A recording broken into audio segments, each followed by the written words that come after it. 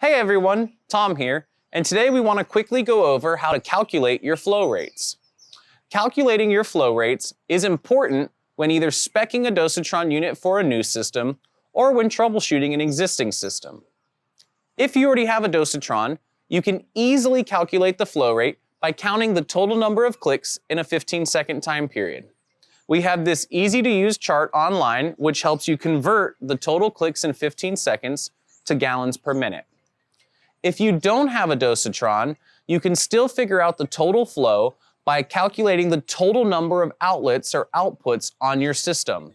This could be plants on a tray table, emitters on a spray bar for an industrial cutter, or for a car wash. Count those total number of emitters, and we're going to multiply it by the output of each one of those. This can be gallons per hour or gallons per minute. The equation comes out to be total flow of each output times total number of outputs is or equals total flow of your system in gallons per hour or gallons per minute. If in gallons per hour, you can easily convert to gallons per minute by dividing that number by 60 minutes in an hour. Of course, with any questions, feel free to give us a call or shoot us a message online, and thanks for watching.